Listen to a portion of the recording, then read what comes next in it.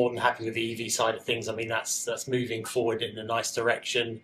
I think the figures that I saw this week were we had in 2025 charge points in Port Talbot, and as of this year we've got 205. So still a long way to go, but it's quite a significant jump in those 5 years alone. Nigel's been working on a cross-boundary charging pilot for the 4 local authorities in this area. So that's Port Talbot, Swansea, where we are at the moment, Carmarthenshire, which is the next one west, and then the next one after that is Pembrokeshire. And that's about allowing the public sector fleet to use each other's charging infrastructure to charge vehicles overnight when, say, some of the charge points may not necessarily be in use. And it's about ironing out the back office issues and things like that. So that's been moving along quite nicely, and Swansea and Port Talbot have worked quite closely on that.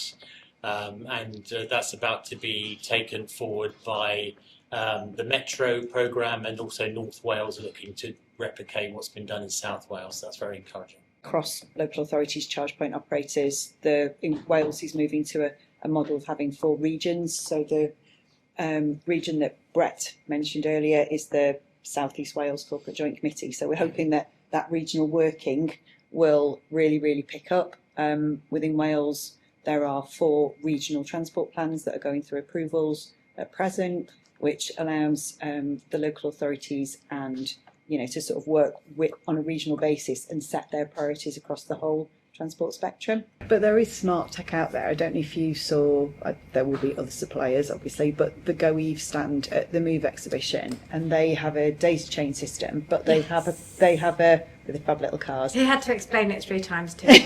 But they have a preferential charge port. So yeah. Blue light use was the one that we were talking about. Okay. And you can go, right, we're coming in, basically it'll zap your vehicle and just put the others either on slow charge or no charge until you are fit to go. So it's a bit like you've got the Formula 1 tyre change, the rest of us are going to quick fit and it takes 3 weeks. Yeah. It's that kind of a scenario. Yeah. We like to see more municipalities running their own equipment, larger forces, for example, running their own. But again, we're an open collaborator to doing that thing. We'll sell a piece of hardware and then force upon it our CPMS, our charge point management platform. If they've got one itself, we'll help support in putting that on their own. If they're running, for example, Kennedy, as we've seen a lot here. But then we can do that vice versa as well. We are, as I say, collaborators in that perspective. Is there anybody else at the table that is doing their own charging infrastructure, managing their own? Yeah, we own the National Park owns all its AC charging infrastructure. Same in Merton. So I mean, it's the hardware is provided by Podpoint, but the worst we lose is if they stop, is we lose the back end, but we still have the charging infrastructure and stuff in the ground. So for us, it's just a matter of changing what's on the end of it. So we've made sure that all our AC infrastructure is owned by us, and then the rapid charging stuff, again, that goes out to, we provide rent, we get an income from our sites, because we know as a small national park we're not in the business of being a CPO to that level, but we just think of our AC infrastructure as just being a fancy plug. It's not really any different. So if you've got electrical contractors, more of them are getting au fait with fixing it now as well, so you can use your normal electrician who's qualified to do charging infrastructure, and it's just stuff on the end is this thing. The only thing we wish we could have more open, which Podpoint doesn't do, is the back end stuff, but we've still got that. We can see all of them remotely and everything, but it's just kind of, we'd like to have a more open one so we could change back end software. It kind of comes down to education and what it really takes to manage charging points. It interests me, I think, from a sustainability point of view, having that control over what we're doing and how we're doing that, and being more local. I personally think it's quite, it's a more secured option in my mind. I agree. Within how we do that. In Merthyr, we the strategy was like to look a little bit in crystal ball and see how fleet's going to look like in 2035. So all the vehicles being electric, or 125 vehicles, and how do we charge them? So we look at all the bays where the vehicles are kept. We got a number of vehicles that are taken home by the staff being on call for emergency response. So we decided to put a charging point in each bay where the vehicles are kept overnight. We realized that we need more power, gone to National Grid. We got 2 new connections, 1 megawatt each. Then put it for tender for a supplier. Swarco at the time, Evil Charging now, they come with a solution with a back office as well that provide all the software we need, so load management, so we can, each vehicle's got an RFID card, and we can set that up for any charging power up to 22 kilowatts for AC. Doesn't matter which charger they use, so if we want to set up, if the vehicle is not used for 10 hours, for example, and it's got a battery of 60 kilowatts, we can set it up at 6 kilowatts charging, so that's what it does. If it's a HGV with 250 kilowatts battery and is only parked for 10 hours, it needs 22, set it up at 22. Sure. So that's how we managed to maximize the energy we got on site. I believe we got a vision what you need end product's gonna be. So let's say it's 2035 now, you can no longer buy diesel and petrol vehicles. They're no longer on the market. So all of them gonna be electric. You gotta look at cars, you're looking between 60 and 80 kilowatts battery probably. So you know how much you can calculate and how much power you'll need in total. Where the vehicle is stationary, I don't know if you got telematics, we got that, and you can see where the vehicle is stationary most times. Look at the time, then you can calculate the power of the charger needed for that vehicle, where it is parked. So yeah, lots of planning, and then go backwards then. Make sure you got enough energy first before you get to the chargers. Make sure the chargers they connected to the right software, and there we are. Just a general point here, for information if people are not already aware, that particularly for the haulage sector, but sort of other sort of areas that are energy intensive, like ports, for example, the Energy Networks Association have just launched a tool designed to address exactly what you've been saying now, which is for people to understand what their energy need is going to be at depot. Because actually, once we've got that clear sense of that information, then it can be used to work out, okay, what the grid upgrades, reinforcement costs may be. So I'm just wanting to say that is for us a very positive move forward, so that as we see this tool, it can then be used strategically by the energy sector then to work out where actually the grid upgrades are.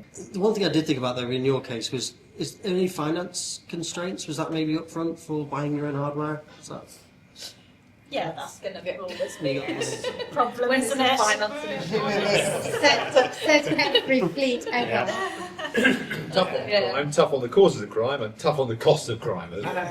Yeah, I think some of the other forces had had funding for some of the things, and we didn't actually get through on the funding aspect of that. So, for whatever reason that was before my time. So at the moment, still. Do you think you're in a good position of having now to go back to market on it? You get the opportunity, it's you kind of got your wish, it's happened, hasn't it? What you were most fearful of has happened, and that, you know, this provider, which was probably going to stump up most of the cash for it, has suddenly disappeared. But one of the things EcoFactor does, and has been doing now for a couple of years, is trying to keep the stuff that's in the ground working. There are a few DC manufacturers that are well known for certain components going down. And up until quite recently, the only solution has been is rip it out. But as a agile manufacturer and massive R&D centre, we've made bits like a shoebox in size that fit in to make the rest of it work around it, then connect to a different back end. And even if they're not OCPP, which they'll connect to any other back end, this now makes them.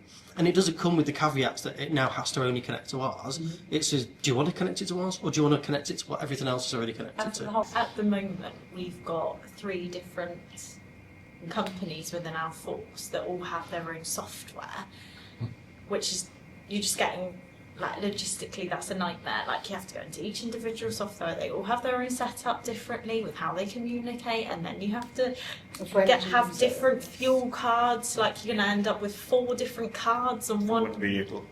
Like, it's just not where we want to go. I think with what you say about the money things, that's why we owned our AC infrastructure, because when we looked at it with going out with other companies, there was everyone wanted a piece of that revenue. So it's like then something was relatively cheap because we're basically paying the electricity and an admin fee for the back end.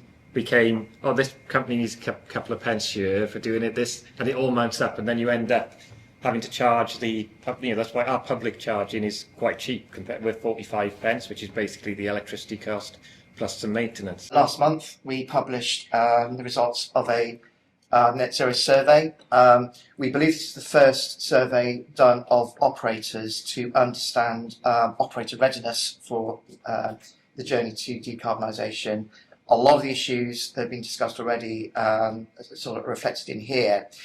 To cut to the chase, there's what I call green shoots. That fleets are beginning to bring electric HGVs in particular into their fleets, which is encouraging. But a very clear message from our survey, which helps crystallise and focus a lot of issues for me, it is about commercial viability going forwards. And when you drill down, it is about whether the vehicles on the market are fit for purpose to do the job that haulier or commercial vehicle operators want them to do. And then this really nutty question of cost and the TCO and how that can be made much more palatable. So what we hope is that this survey has helped cut through the noise, crystallise a few issues. It certainly helps me to prioritise conversations that I now need to have, which going forwards will be with the finance community and government to see how we can make the TCO of this much better. We're based in Pembrokeshire. We occupy a remarkable site in Tracoon, which has an internal rail link, but it's fascinating because absolutely no charging capability within the site, even though it's been there 80 odd years and made bombs. So great site, but it kind of shows to us the difficulty of remote locations and how we electrify. We're building these things for a major UK project, and we have probably the poorest infrastructure for electrification along the South Wales corridor. Being done with Powys, we have quite a big force area being south, west and mid Wales. That has its own challenges for the geography of where we put the chargers, what infrastructure's there, that can we even put a charger there, can the grid cope with it? So that's all another challenge in itself. Well, I'm from the site, so I lead the maintenance site, so I run all the workshops throughout the Powys. There's 5 of them throughout the force from, if you know the Dyfed-Powys area, we start off in Carmarthen, we go down to Haverfordwest. I got a workshop there which covers my southern end from Fishguard to St David's. I come up then towards Aberystwyth, I got a workshop there, and then I go up to Newtown, Welshpool, and then we cut back across to Brecon, and then come back down to Carmarthen. So it's a vast area. I think when you're charging, can the grid cope? And the short answer is no, especially not in Mid Wales. It's really great to meet all you guys because you're the end users. Renewable UK is a trade association. We represent about 5,000 members, and we represent those large scale generators essentially. And it's everything from the kind of developers themselves right through to the supply chain that sort of build those projects. And then in terms of technology, that's really we have a sort of relationship with solar, but they've got their own trade association. So we're really talking about kind of onshore wind, offshore wind, battery storage, hydrogen. How are we doing in Wales? I mean, when you look at Wales in terms of the sort of UK picture, we've got some of the highest carbon emitters here in the UK. We produce more electricity than we use in Wales. That's because we've got, a huge gas-fired power station down in Pembrokeshire that is supplying kind of the UK market. So we are a kind of net exporter of electricity, but that's not clean electricity. 75% of that is from fossil fuel. So we're a fossil fuel hungry nation as we stand at the moment, and we know that we're going to have to generate a lot more clean power. So there's a kind of there's a real shift that needs to happen in terms of building more renewables, getting more renewables online so that we can meet that demand. I think in terms of, just to put it into context, at the moment, I think in terms of the UK grid, about half of the electricity is from renewable sources. In Wales, we're about 34%. So we've got a bit of catching up to do. We estimate that we're going to need to build at least sort of 4 times as much renewable projects as we've currently built. So and that's just in the next 10 years. So there's a lot of kind of that that it's, I suppose it's really about getting across the idea of scale, but also pace that needs to happen. And so when you're hearing these conversations about electricity and the price of electricity, a lot of that is because the market is dominated by gas price. So the more renewables we can get onto the system, the more grid we can build, the cheaper that sort of electricity cost becomes. The size of the prize really is a £47 billion economic opportunity that would be invested in Wales to deliver these projects. And that translated to about 10 billion for Welsh companies to actually get a slice of that pie. They are very energy intensive, very energy hungry, and it's interesting listening to this conversation around the table about. I suppose my question is, who's coordinating all this? Because we've got at especially with sort of grid connectivity, there's a new organisation now kind of involved called the National Energy System Operator, and it's basically their job. They are the giant brain that is supposed to be gathering all this data and looking at, well, if this is where the demand is, if this is where the generation is, if this is these are sort of these what local, regional kind of parts of Wales are going to be needing, bringing in all the stakeholders to kind of go, well, where should the infrastructure be? And I mean, you're a key part of that conversation, really.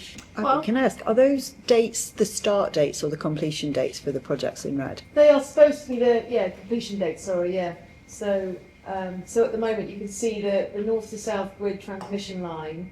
The date, the National Grid have said they intend to build that by 2037.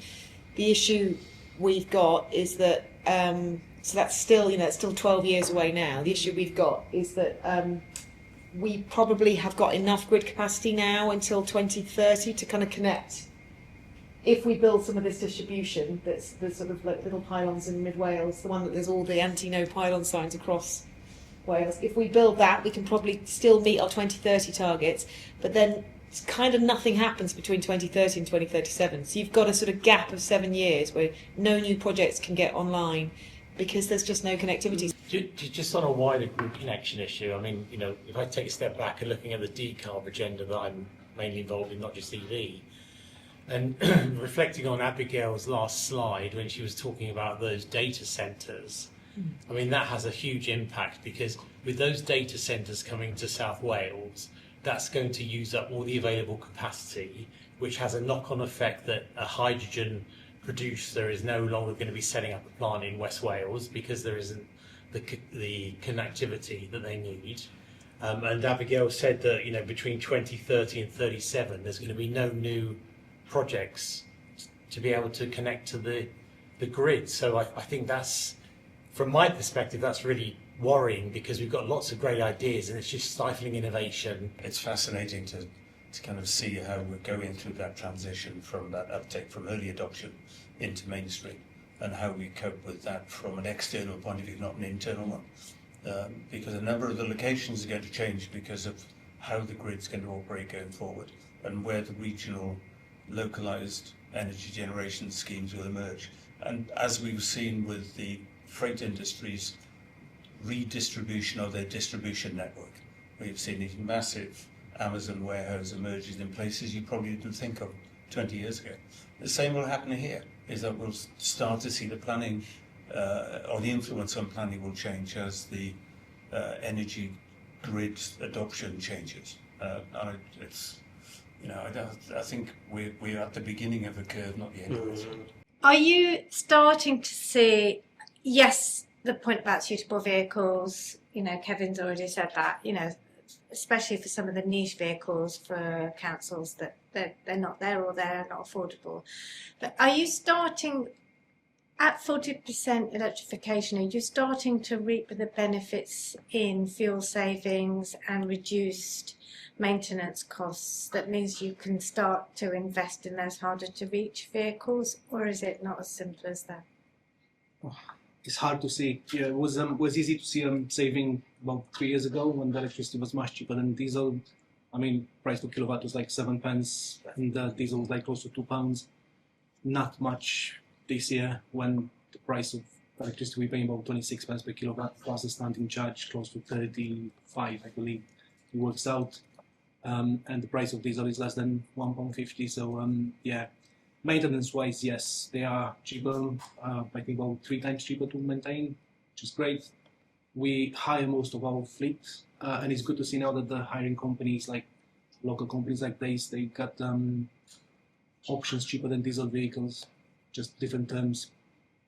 So yeah, it's a good saving there. It's not so much about the vehicles anymore. The vehicles are kind of there, they're coming, and every year they get better, and more different types of vehicles come onto the fleet, become available at generally lower cost. They're falling in price as each year go by. It is the infrastructure that is the hurdle, not just the cost of the infrastructure, but the delays in getting charging infrastructure in place for a large depot. That's a key hurdle, and that electricity price, you say, although it does vary, if you generate yourself, it's nothing. If you go to some of the public charge points, it can be 80p a kilowatt hour or more. Generally, the sweet spot is probably around that 20-30p. If you can get it for less than that, you're going to be quids in. How we get that, and why European prices are so much cheaper than they are, about half the prices they are in the UK, which is why I think. And I go to European events and talk to European people in the same field. They're just getting on with it and have been for a number of years now. We're probably, I think, 2 or 3 years behind in the UK to other countries like Norway, like Holland, like Germany. And it's not entirely down to their electricity, it's half the price, but that's I think a big part of it. And that obviously makes the TCO work in a larger proportion of use cases much sooner, the lower that electricity price is, and that difference between the diesel price. And yeah, just experiencing, I guess, similar issues with everyone else about the charge of, like, the cost of electricity, and the fact that, you know, actually running the diesel vehicles is kind of similar to the electric vehicles, so it's hard to justify purchasing that electric vehicle that costs more than a petrol equivalent, because you kind of, you know, replace 40 vehicles. Well, that's 1 or 2 extra vehicles if you get the cheaper electric compared to investing in that. The cheaper petrol compared to buying a more expensive electric that's, you know, £5 more. You're not actually saving anything in the running costs, so how do you justify purchasing that, really? With the price that we're paying for electricity, we're not seeing any saving. So, like, you're spending more on a vehicle, your only saving is the carbon. Like, really, we're not seeing. And they're better to drive, less stressful, less maintenance. But that's what you said to me, exactly that. When I said, are you starting to see that diesel bill going down and and you said, well, not really, because the electricity bill's gone up. Not now, but when looking forward in the future, when we're gonna produce our own energy, store it, and straight in the vehicles. Would be a saving of £500,000 a year. You know, the first GreenFleet event I came to last year, I met Johan and various other people, and that seed about the shared infrastructure really, really stuck with me, because people were saying that they were very interested in it. So Tony will know that whenever we visit a local authority, I sort of witter about it and say, look, everybody's saying they want to do it. How are we actually going to move it forwards? We're currently running, I think it's about 440 vehicles. We've got a small amount of electric. I think it's about the 20 to 25 mark at the moment, which are just pure electric. We're starting to go more towards the hybrid, only because of our force area. And I think my main reason to be here today is to find out how everybody else is sort of managing your charging for your different regions, and maybe we could start looking at how do we share, instead of us putting charging points in every station. Can we sort of, like, I know we do in a couple of places, we've got the fire brigade we're quite close with, so we're next door to each other, so we tend to use one charging point. But I think that's what we're kind of after, and whether we can put more electric cars out there without just having to pay big money to put the infrastructure in. So we've put bus depots in 30 charging points. We've put 60 odd for local Ukrainian police, and they're available to other people to use. And that's not just in Ukraine where we're based, we're seeing that right throughout Europe, and a lot of that does have to do with they move forward quicker because their pricing and energy is a major piece of that. It's a massive change to the TCO. So we do need to find ways how we can get around that. Where the likes of NISO should be getting interested is not where there is one depot with 5 vehicles that might or might not go electric in 5 years or 10 years or 15 years time, but where there's a logistics part or a set of logistics set of industrial estates all within 5 or 10 miles of each other that have all got 20 or 30 of those sorts of fleets, and there's 200 or 300 vehicles in total. That then becomes a strategic charging site. Yes. You don't necessarily want to put piecemeal one link at a time into each depot. No. You might just want to stick a dirty great big wire into one charging hub Yes. that all those vehicles can use. And we found with the Zahid project that in our customers are not the fleets. Our customers are the customers of the fleet. Yes. They're the ones demanding the change. Very true. Absolutely. That's very And I had to realign our thinking and our approach to this by addressing what the end customer was looking for, not what the fleets were demanding. Yes.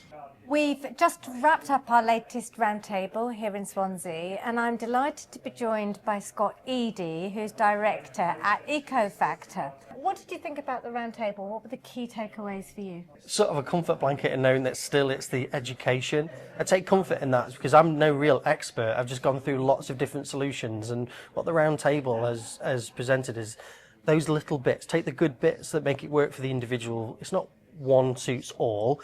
Different fleets, different scenarios, different users, and still it's the driver that really is the benefactor all of that. So it's making sure that that works, both the company and for the drivers. That's what I hope that we've opened up today at the table, and a lot of people were swapping those little tidbits of information that some didn't know, whether they were afraid to ask or didn't know they could ask because it wasn't really a thing. But we've definitely seen today that actually there are other solutions that people weren't aware of. It's great that EcoFactor could join us. Hopefully it won't be your last roundtable, and I look forward to speaking to you again soon. Thank you very much. Thanks very Cheers. much.